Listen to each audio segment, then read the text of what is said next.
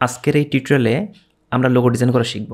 আপনারা যারা graphics design শিখতে চান তারা এই চ্যানেলটাকে সাবস্ক্রাইব করে পাশে থাকা বেল আইকনে ক্লিক করুন। চলুন আজকের টিউটোরিয়ালটা শুরু করি। আজকে এই টিউটোরিয়ালে আমরা এস লেটার লোগো বানাবো। তার জন্য প্রথমে আমরা এখান থেকে লাইন সেগমেন্ট টুল সিলেক্ট করব। তারপর শিফট প্রেস করে এরকম একটা লাইন আমরা নিয়ে নেব।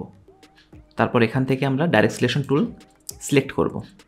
তারপর অল্টার প্রেস করে ধরে আমরা এটাকে ডুপ্লিকেট করে ফেলব। সাথে সাথে শিফট টু প্রেস করব যেন দুইটা পাশাপাশি থাকে।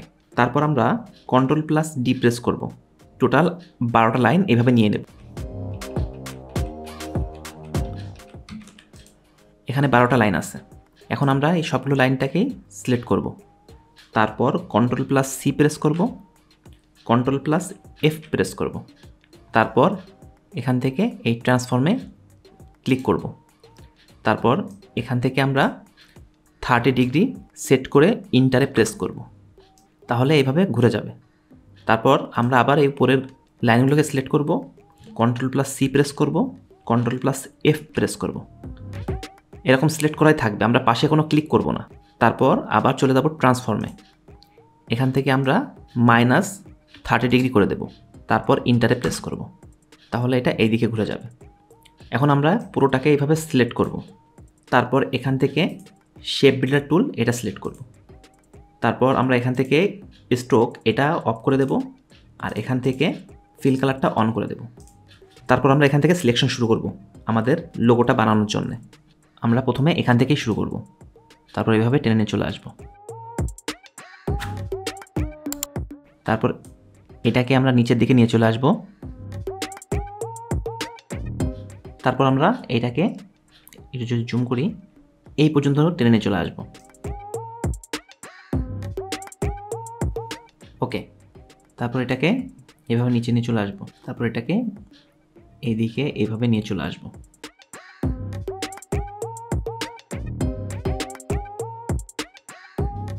তারপর আবার এখান থেকে আমরা সিলেকশন শুরু করব।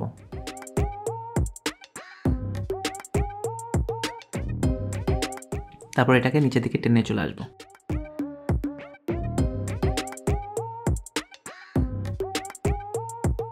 এই শেপটাকে আমরা এই পর্যন্ত নিয়ে চলে আসব। তারপর এটাকে আমরা উপরের দিকে টেনে নিয়ে চলে যাব। তারপর এটাকে উপরে নিয়ে যাব। এখানে একটা ঘর ফাঁকা থাকবে। তারপর এই শেপটাকে টেনে নিয়ে যাব নিচে। এখন এই শেপটাকে আমরা উপরের দিকে নিয়ে যাব। আমাদের লোগো সিলেকশন হয়ে গেছে।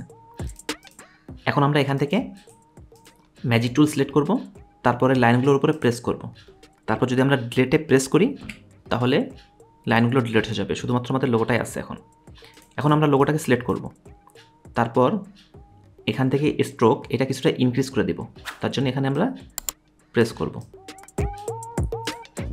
তারপর আমরা এটাকে সিলেক্ট করব, অবজেক্টে যাব, এক্সপ্যান্ডে ক্লিক করব, ওকে দিয়ে দিব। তারপর আমরা এখান থেকে পাথফাইন্ডার টুলে আসব। এখান থেকে ইউনাইট এখানে ক্লিক করে দেব। এখন আমরা এই লোগোটাকে মক আপ করবো। তার জন্য আমরা এটাকে সিলেক্ট করব, Ctrl+C দিয়ে কপি করব। তারপর আমরা চলে যাব ফটোশপে। তারপর এই যে স্মার্ট অবজেক্টটা দেখা যাচ্ছে এটার পরে আমরা ডবল ক্লিক করব। এটার আইটা আমরা অফ করে দেব। Ctrl+V দিয়ে আমরা এটাকে এখানে পেস্ট করে দেব। তারপর আমরা এটাকে কিছুটা ছোট করে এখানে অ্যাডজাস্ট করে ফেলব। তারপর Ctrl+S প্রেস করে আমরা এই লোগোটাকে এখানে সেভ করে ফেলব। তারপর যদি আমরা এখানে যাই এইভাবে আমাদের লোগোটা মক আপ হয়ে যাবে। ধন্যবাদ আজকের এই টিউটোরিয়ালটা দেখার জন্য।